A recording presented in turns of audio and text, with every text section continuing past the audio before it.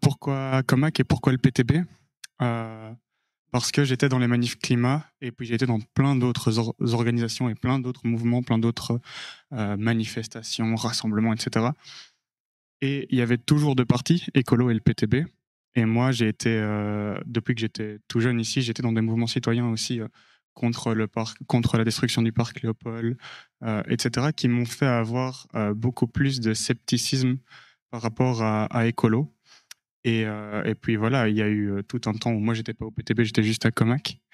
Parce que Comac était à nouveau présente sur les campus à écouter les revendications des étudiants. Euh, et puis au final, bah voilà, j'ai lu, j'ai discuté avec les gens du PTB et puis au final, j'ai été convaincu.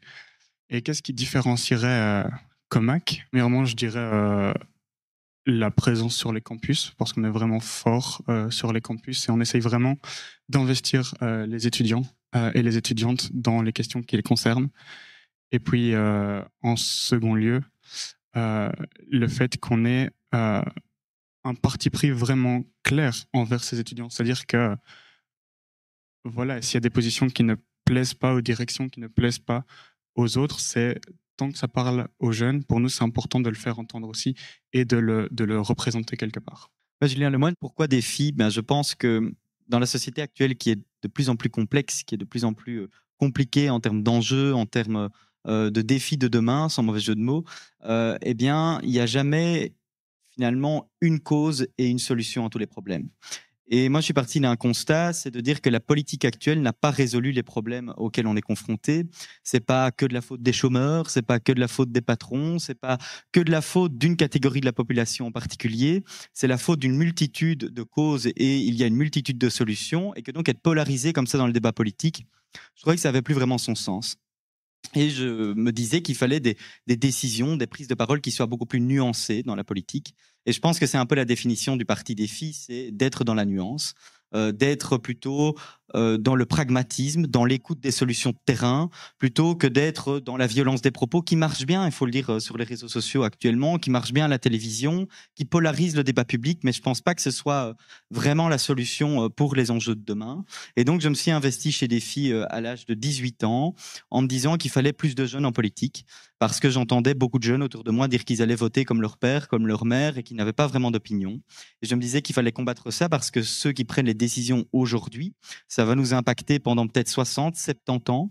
Et il est légitime qu'une catégorie de la population qui est quand même importante soit représentée au sein des instances publiques. J'ai été élu au conseil communal suite à cette élection en 2018.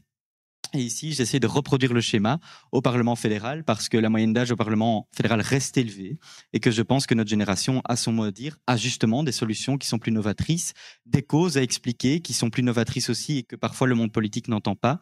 Et donc, je pense qu'il faut ramener ces préoccupations au sein des instances publiques, politiques et à différents niveaux de pouvoir via une position nuancée. La force de la nuance, j'aime beaucoup. Moi, personnellement, à 19 ans, j'ai été invité par un ami un militant climatique, clairement, très inspirant, à une conférence sur l'aménagement du territoire en milieu rural. J'ai kiffé, et puis j'ai rejoint ce petit organisme de participation citoyenne, l'Agenda 21, à Aiguezé. Et à partir de là, en fait, j'ai remarqué que j'avais une certaine envie de m'investir et de donner du temps. Et puis à l'approche des élections, il y a des petits malins qui sont venus me chercher pour aller sur leur liste. Et j'ai beaucoup hésité parce que je voulais appartenir à aucun parti, m'afféder à aucune valeur stricte. Et finalement, je me suis dit, j'y vais, j'ai rien à perdre. Tant que c'est le centre, tant qu'il n'y a pas d'affichage de couleurs, c'est OK. Et pendant 6 ans, je me suis battu avec moi-même à savoir où je résidais sur l'échiquier politique belge. Et j'étais incapable de m'y retrouver, ni chez les écologistes, alors que je suis extrêmement écologiste, ni vers la droite, ni la gauche, impossible. Et à la naissance du mouvement des engagés, de la refonte du CDH, alors que je n'avais aucune envie de faire partie du CDH, parce que je ne m'identifiais pas, les engagés ont apporté quelque chose de totalement nouveau qui correspondait à ce dont j'avais besoin. La force de la nuance, la difficulté du centre, les propos nuancés, c'est pas facile à accepter à l'heure des extrêmes, sur les réseaux sociaux notamment, mais pas uniquement. Et puis aussi cette ouverture à la société civile qui est assez flagrante, notamment avec près de 50% des têtes de liste qui sont issues du monde de la société civile, mais aussi la participation citoyenne. Et puis, bien sûr, on ne s'engage pas non plus seulement par le fonctionnement propre ou la refonte d'un parti, mais c'est aussi le manifeste et le projet de société que je trouve assez intéressant, toujours en pensant à l'humain. En gros, si je devais résumer, c'est prendre soin de soi, des autres et de l'environnement. Et cette partie environnement était vraiment fondamentale pour moi. Donc, j'étais assez conquis et donc j'ai décidé de me présenter sur la liste régionale pour Namur, deuxième suppléant ici en 2024. Je m'appelle Oriana Kouzgoué et je suis native de Sambreville. Sambreville qui est un bataillon assez socialiste de base, et lorsque je me suis engagée dans la politique, j'avais déjà 18 ans. Pourquoi ? Parce que déjà en secondaire, je militais beaucoup au sein de mon école secondaire, notamment très écologiste, contre tout ce qui est boisson comme Coca-Cola, etc. Et donc à ce moment-là, je me suis demandé quel est mon positionnement politique.